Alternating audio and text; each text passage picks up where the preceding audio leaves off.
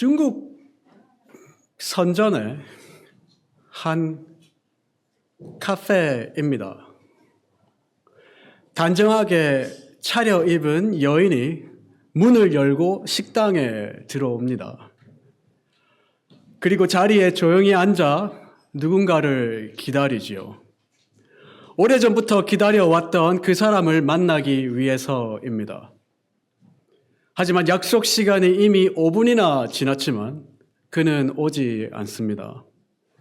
10분이 지나도 15분이 지나도 여전히 그는 모습을 보이지 않습니다. 이 작품은 네덜란드 출신 사진작가 어원 올라프의 영상작품 Waiting, 즉 기다림에서 한 장면을 캡처한 것입니다. 이 작품에는 기다림이라는 행위를 제외하면 어떤 사건도 일어나지 않습니다. 그럼에도 불구하고 이 작품에서 기다리는 사람들이 느끼는 기쁨, 설렘, 그리고 불안과 초조 등의 다양한 인간의 감정들을 섬세하게 표현해 주고 있습니다. 오원 올라프는 이 작품을 만들면서 오늘 현대 사회에서 거의 잊혀져 버린 행위, 바로 기다림이라는 경험을 관객들이 다시 마주하기를 바랬다라고 말했답니다. 현대 사회에서 잊혀진 행위라고 표현된 기다림. 여러분은 이 표현이 적절하다고 생각하시나요? 현대인들에게 기다림은 참으로 어려운 일입니다. 우리는 기다리는 것을 잘 하지 못하죠.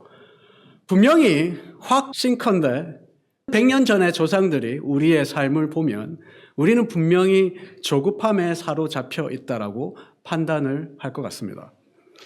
실제로 오늘을 사는 현대인들에게 기다림은 시간 낭비로 여겨지고 심지어 고통으로 여깁니다. 그래서 기다림의 고통을 줄여주는 것이 비즈니스의 주요한 전략으로 되어버렸습니다. 더 빠른 배송, 더 빠른 응답, 더 빠른 속도. 한국에서는 음식을 준비했는데 15분 안에 음식이 나오지 않으면 무료로 제공한다는 식당이 있을 정도입니다. 제가 어렸을 때까지만 해도 우리에게는 기다려야 할 것들이 많이 있었습니다. 그렇죠? 얼굴을 씻을 뜨거운 물이 준비되기를 기다려야 했습니다. 저는 그랬어요. 여러분들 어떠신지 모르겠는데 주말 영화나 주말 드라마를 기다려야 했습니다. 하지만 이제는 더 이상 기다릴 필요가 없죠. 버튼 하나만 누르면, 이제는 버튼조차 누를 필요도 없습니다. 보고 싶은 영상을 리모컨 앞에서 말하면 됩니다. 이제는 AI가 여러분의 행동과 선호를 분석하고 여러분이 좋아할 만한 것들을 생각할 틈도 주지 않고 자동으로 추천해 줍니다. 그것을 우리는 좋은 세상이라고 부릅니다. 하지만 정말로 그럴까요? 여러분, 이렇게 기다림이 사라진 시대에서 연말과 크리스마스 시즌에 소비 욕구와 충동 구매를 조심하십시오. 세상은 끊임없이 여러분에게 속삭일 것입니다. 당장 이거를 가지면 너는 행복하게 될 것이다. 내가 원하면 지금 당장 사도 된다. 그래서 그 유혹을 이기지 못하고 여러분의 크레딧 카드의 넘버를 입력하면 그 다음날 그 물건은 여러분 집 문 앞에 배송이 되어 있을 것입니다. 여러분이 다 해보셨잖아요. 그렇게 빨리 배송된 물건이 여러분에게 참 행복을 주지 못한다는 것을 여러분들이 잘 아실 겁니다. 저 역시 기다리는 것을 참으로 하지 못하는 사람입니다. 저는 잘 못 기다려요. 여러분도 이제 어느 정도 저를 파악하고 계셨죠? 설교하다가 구목사의 목소리가 올라가네. 말이 빨라지네. 급해지네. 네, 저는 성격이 아주 급한 사람입니다. 제가 독립하기 전에 부모님과 함께 살았던 집이 아파트였는데 부모님 댁이 7층에 위치하고 있었습니다. 어느 날 집에 이제 7층에 있는 집에 올라가려고 엘리베이터 앞에 딱 섰는데 엘리베이터의 위치를 알려주는 화면을 딱 보니까 엘리베이터가 막 떠난 거예요. 지금 막 2층을 떠나서 끝도 없이 올라가는 겁니다. 그럼 저는 막 미쳐요. 그 몇 분을 저는 못 기다립니다. 고민도 안 합니다. 그저 그 기다림이 싫어서 냅다 그냥 계단으로 뛰어 올라가는 게 접니다. 여러분에게 제가 말씀드린 적이 있는지 모르겠는데요. 제가 아내와 연애하던 시절에 베트남에서 국영발전소, 제가 발전소 일을 했거든요. 국영발전소 프로젝트로 50일간 출장으로 나간 적이 있었습니다. 그 50일이 어렸을 때는 이렇게 여행하는 걸 참 좋아했는데 그때 50일은 저에게는 지옥과 같았습니다. 왜냐하면 다른 건 다 참겠는데 아내가 너무 보고 싶은 거예요. 그러니까 보고 싶어 죽겠는 거예요. 그냥 기다릴 수가 없었죠. 물론 회사를 관두고 한국으로 그냥 뛰쳐나온 건 아닙니다. 그랬으면 아내가 저를 찾겠죠. 제가 그토록 기다리지 못해서 무엇을 했냐 하니까 베트남에서 아내에게 국제 전화를 걸어서 프로포즈를 했습니다. 다행히 아내가 허락을 해줬습니다. 지금 생각해보면 당시 그게 얼마나 위험한 도박이었는지를 몰랐었던 것 같아요. 여기 젊은 분 중에 나도 그렇게 프로포즈를 해야겠네라고 생각하면 큰일 납니다. 여러분 요즘은 그렇게 프로포즈하면 안 됩니다. 재우씨. 우리 아내가 너무 순진했죠. 어쨌든 아내가 허락을 해줬어요. 그래서 전 너무 기뻤죠. 50일 동안 참을 수 있는 힘을 얻었습니다.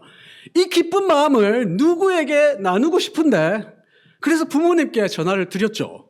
어머니, 저 윤정 씨랑 결혼합니다. 그때 그 소식을 어머님께서 들으시자마자 제게 해주셨던 첫 말씀이 뭔지 아시나요? 정모야, 너 사고 쳤냐? 아닙니다. 사고 안 쳤고요. 절대 아닙니다. 어쨌든 제가 말씀드리고 싶은 취지는 이거예요. 저에게 기다림은 언제나 고통이었습니다. 한때는 시간을 단축시키는 것이 효율이고 능력이라 생각했고 지금 또 여전히 그렇게 생각할 때가 많아요. 기다리는 사람은 능력이 없음을 증명하는 것이라고 생각한 적도 있습니다. 여러분은 어떠십니까? 여러분은 잘 기다리는 사람이라 생각하세요? 아니면 기다림 앞에 서면 불안하고 시간을 낭비하는 것처럼 느끼시나요? 한번 생각해 보세요. 여러분은 얼마나 잘 인내하시나요? 그렇다면 성경은 이 기다림에 대해서 어떻게 말하고 있을까요? 아이러니하게도 성경은 기다리지 못해서 망했던 사람들의 이야기를 정말 많이 이야기해주고 있습니다. 대표적인 예가 몇 달 전에 우리가 함께 살펴봤던 사울 왕입니다. 사무엘상 13장에서 왕이 된 지 얼마 되지 않았던 사울은 길갈에서 적국 블레셋의 군대가 점점 커져가는 걸 봅니다.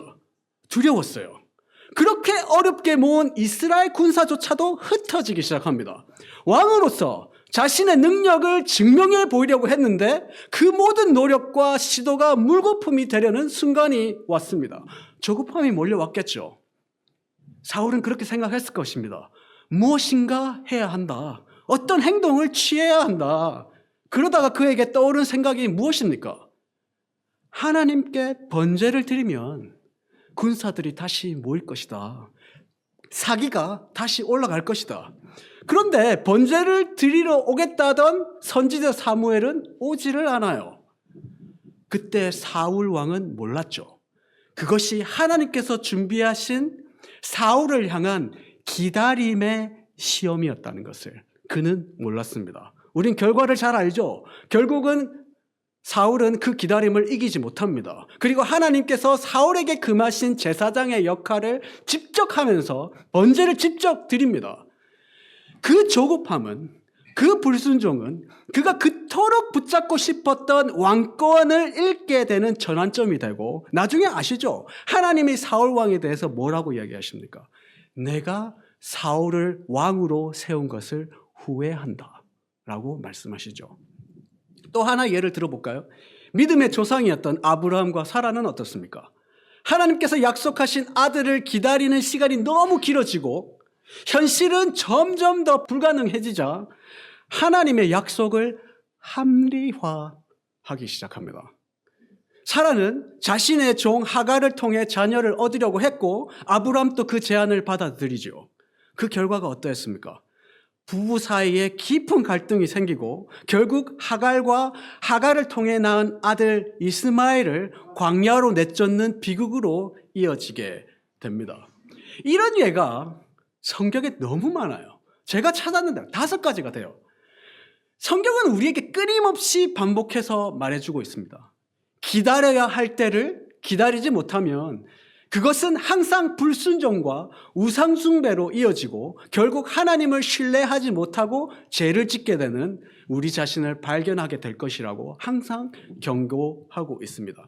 이렇게 성경 속에 등장하는 많은 실패의 이야기가 결국 기다림의 실패일 때가 많습니다. 그렇다면 성경 안에 기다림의 믿음을 끝까지 지켜낸 의인의 예는 없을까요? 바로 그 대표적인 예가 오늘 함께 읽었던 누가복음 1장의 주인공 사가랴와 엘리사벳입니다. 본문 5절을 보시죠. 유대왕 헤롯 때에 아비야 반열에 제사장 한 사람이 있었으니 이름은 사가랴요 그의 아내는 아론의 자손이니 이름은 엘리사벳이라. 사가랴를 설명하면서 아비야 반열에 속했던 제사장이라 소개를 하고 있습니다. 아비야 반열이라는 표현을 이해하기 위해서 조금 설명이 잠깐 필요합니다. 여러분이 아시다시피 이스라엘에서 제사장 직분은 레위 지파 중에서도 아론의 직계 후손들에게만 주어지는 특권이었습니다. 아시죠? 그리고 그 제사장들은 이스라엘의 예배와 제사를 담당했고 영적 가르침을 책임졌습니다. 다윗 왕이 들으시고 이제 이스라엘이 계속 팽창해가면서 아론의 후손, 즉 제사장의 수는 그때 당시로 약 15,000에서 18,000명이 된다고 추산하고 있습니다. 그래서 이 제사장들이 성전의 직무를 공평하고 효율적으로 나눌 수 있도록 24개 반열, 즉 24 divisions으로 나눕니다. 그리고 지금 누가복음 1장의 그 헤롯의 시대에 이르러서 제사장의 수는 그것보다 조금 더 많은 약 2만 명으로 짐작이 되어진답니다. 그렇다면 한 반열에 원 디비전에 몇 명의 제사장이 있는 것입니까? 2만 명을 24로 나누면 800명이 조금 넘습니다. 생각해 보세요. 성전은 하나인데 제사장이 너무 많지 않습니까? 각 반열은 일주일에 성전에서 봉사를 했습니다. 즉 토요일부터 그 다음 토요일까지 섬기는 것입니다. 1년이 52주니까 한 반열이 성전 봉사를 섬기게 될 주는 1년에 보통 2번, 많아야 3번입니다. 그런데 한 주간에 800명 모두가 성전 안에서 섬길 수가 없어요. 그래서 어떻게 했습니까? 제비 뽑기를 했습니다. 그래서 본문 8절에서 9절을 보시면 마침 사가랴가 그 반열의 차례대로, 그 말은 사가랴가 속했던 아비야 반열, 아비야 디비전이 직무를 행할 주가 온 거예요. 그리고 제사장의 전례에 따라 800명이 다 할 수는 없으니까 제비를 뽑아 주의 성전에 들어가 분향을 했다. 이렇게 말씀을 누가복음은 우리에게 전하고 있습니다. 당시 제사장들에게 분향은 가장 영광스러운 봉사였다고 합니다. 왜냐하면 사진을 여러분이 잘 보실 수 있을지 모르겠는데 분향단은 하나님의 임재를 상징하는 지성소 바로 옆에 있는 거룩한 자리라고 여겼기 때문입니다. 아시겠지만 지성소, the holy of a holy place는 오직 대제사장만이 1년에 단 한 번 들어갈 수 있습니다. 일반 제사장은 들어갈 수가 없어요. 그러니 평범한 제사장들에게 분향을 하는 것은 평생 한 번이라도 맡아보기를 간절히 원하는 소망이 되는 직무이죠. 그래서 모든 사람이 다 원하니까 제비 뽑기를 하는 겁니다. 자, 생각해 보세요. 어떤 제사장은 평생 제사장으로 살면서 분향 한 번도 못 해보고 생을 마쳤던 제사장도 허다하지 않았을까요? 여기까지 생각이 가는 순간 저 구조구가 참으로 복이 많은 사람이구나. 매주 제가 예배 부름하죠?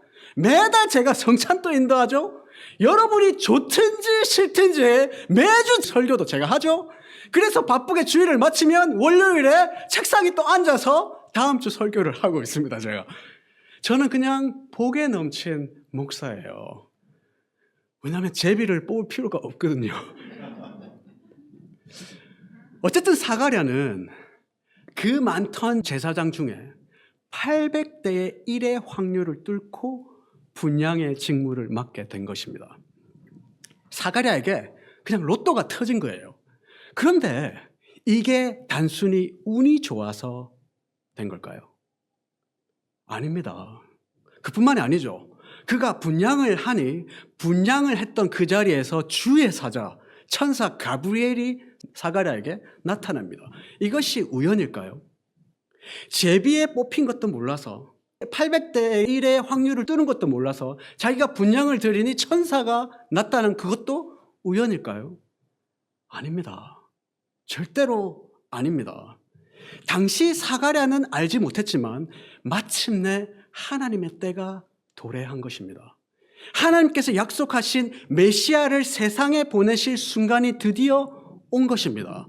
그리고 하나님은 이 거대한 구원의 역사를 오랜 세월 묵묵히 기다려온 사가랴와 엘리사벳을 통해 시작하기로 결정을 하신 것입니다. 왜 제가 그렇게 말씀드릴 수 있을까요? 사가랴라는 이름의 뜻이 하나님께서 기억하신다라는 뜻입니다. 그의 아내 엘리사벳의 이름의 뜻은 하나님의 약속은 신실하시다라는 뜻입니다. 이 두 사람의 이름이 말해주듯이 사가랴와 엘리사벳은 하나님은 잊지 않으시고 그분의 약속은 반드시 이루어진다는 믿음으로 살아온 부부들이었기 때문입니다.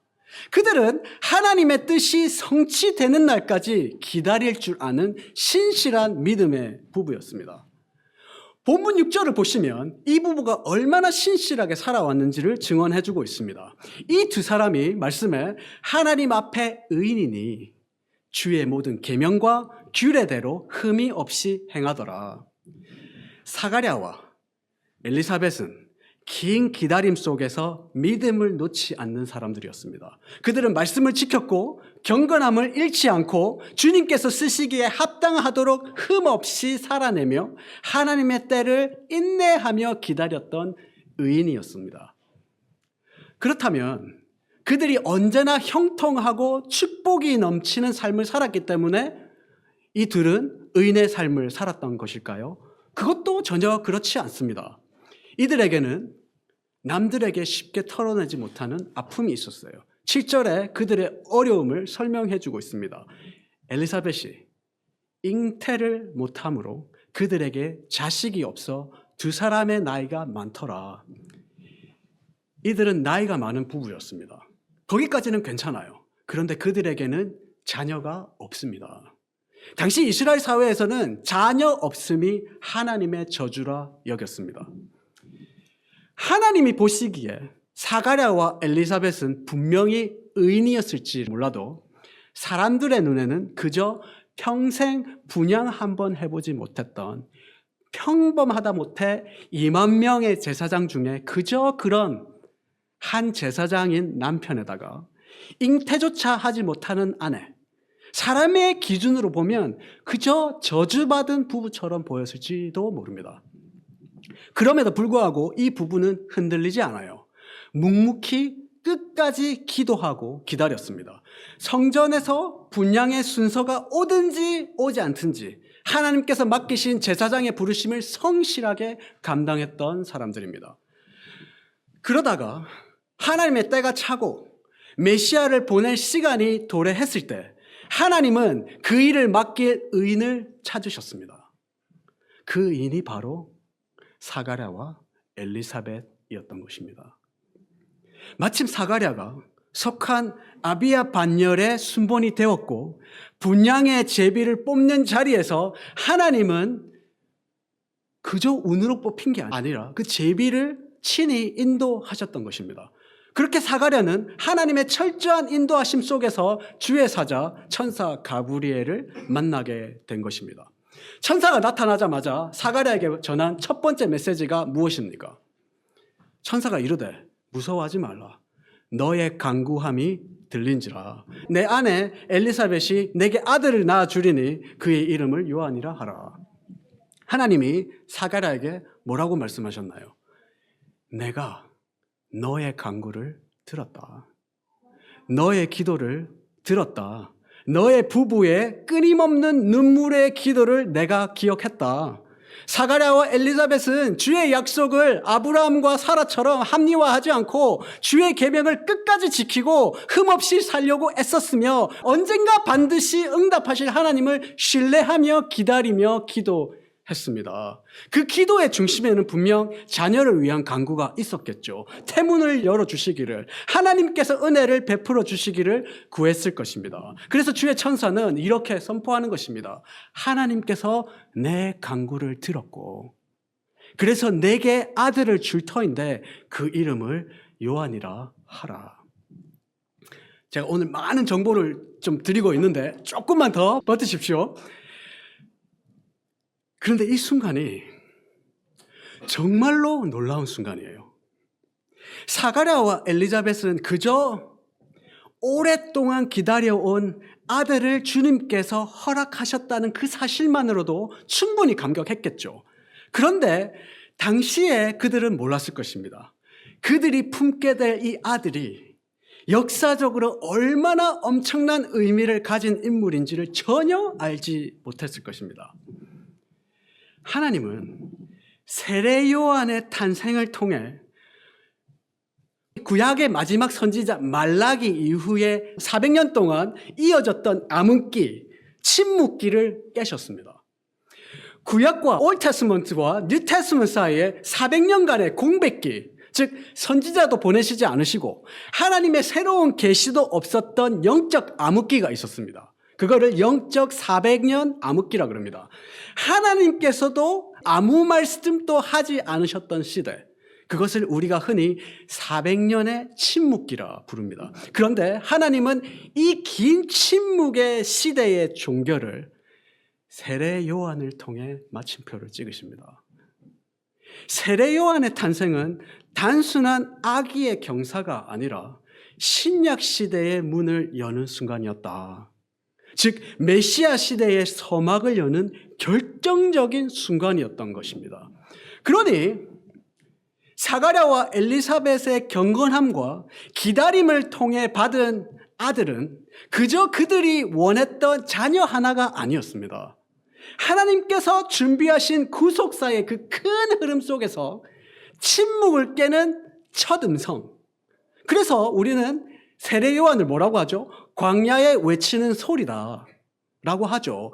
예수 그리스도의 길을 여는 자로서의 쓰임을 받은 하나님 보시기에도 너무너무나 특별한 존재였고 아들이었던 것입니다. 사랑하는 나사렛 사람 교회 성도 여러분, 요즘 여러분 마음 안에 품고 기도하시는 특별한 기도 제목이 있으신가요? 여러분의 미래를 위해서 기도하시나요? 병고침을 위해서 기도하시나요? 여러분의 자녀와 손주를 위해서 기도하시나요? 배우자나 가정을 위해 혹은 좋은 직장, 거할 집, 원하는 학교에 가기 위해서 기도하고 계시나요? 이런 기도를 하셔야 됩니다. 사가랴와 엘리사벳 하셨어요. 하지만 이런 기도를 할 때 사가랴와 엘리사벳처럼 기도하십시오. 사가랴와 엘리사벳의 이름에서 알 수 있는 것처럼 주님께서 여러분의 기도를 기억하시고 듣고 계시며 그 하나님은 신실하신 분이심을 믿고 기도하십시오. 그게 핵심입니다. 그리고 기다리십시오. 하나님 때를 기다리십시오. 때로는 그 기다림이 길어질 수 있어요. 그래서 의심이 찾아올 수 있겠죠. 마음이 흔들리고 절망이 스며들 수도 있을 것입니다. 근데 그 순간이 딱 오잖아요. 그게 느껴지잖아요. 절망이 딱 오는 게 느껴지잖아요. 불신앙이 저 마음에 딱 들어오잖아요. 이 기도가 안 될 기도인 것 같아. 내가 나이가 너무 많잖아. 그런 생각으로 불신이 여러분 마음에 사로잡기 시작하면 그때 여러분은 믿음을 선포하셔야 됩니다. 주님, 당신은 여전히 나의 기도를 듣고 계십니다. 주님, 당신은 나의 기도를 여전히 기억하고 계시고 그저 주님의 때가 차지 않은 것입니다.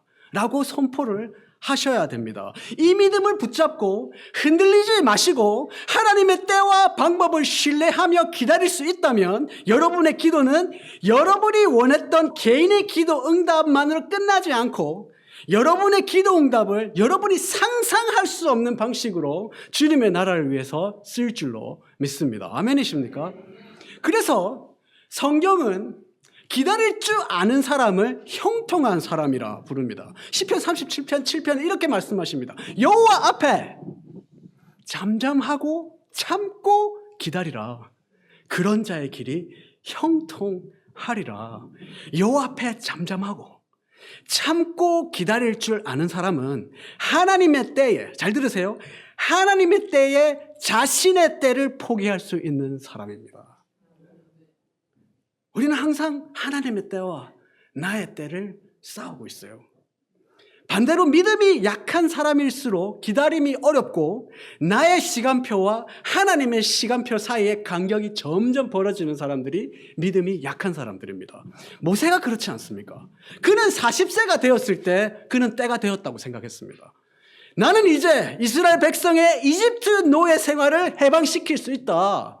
나는 공부도 했고 나는 정말 좋은 교육도 받았으며 나는 이제 때가 되었다. 그렇지만 그때가 하나님의 때였나요? 하나님의 때는 그가 80세가 되었을 때였습니다. 하나님은 모세가 준비되기를 기다리셨고 하나님의 때가 도래했을 때 하나님은 그를 사용하셨습니다. 생각해 보세요.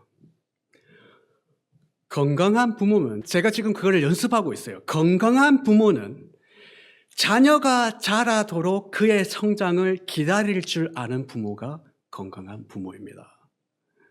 왜 우리 아이는 다른 아이보다 말이 늦지? 왜 우리 아이는 걸음마가 다른 아이보다 늦지? 아무리 걱정하고 노력해도 소용이 없습니다. 자녀들의 걱정은 대부분 부모의 조급함에 있습니다. 자녀가 성장할 수 있도록 기다려주는 것이 옳은 부모의 자세인 줄로 믿습니다. 마찬가지입니다. 건강한 교회는 상대방이 성장하도록 기다려주는 교인이 많은 교회일수록 그 교회는 따뜻하고 건강합니다. 다른 사람이 조금 늦어도, 조금 여러분이 볼 때 부족해 보여도 기다려주는 교회가 건강한 교회입니다. 그리고 건강한 교회는 저처럼 젊은 목사가 성숙하고 성장할 수 있도록 기다려줄 수 있는 교회가 건강한 교회라 믿습니다. 아멘. 이걸 기대했습니다. 제가 유튜브가 녹음되어 있으니까 분명 여러분들 아멘 하셨어요. 마찬가지죠. 목사도 교인들의 성장을 기다려주는 것이 하나님 보시기 앞에 옳은 일이라 생각합니다. 자, 옆에 분에게 말씀하세요. 지금까지 나를 기다려주셔서 감사합니다. 자, 옆에 분에게 말씀하십시오.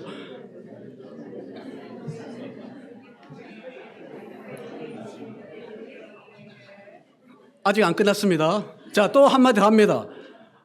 앞으로 더 기다려주세요.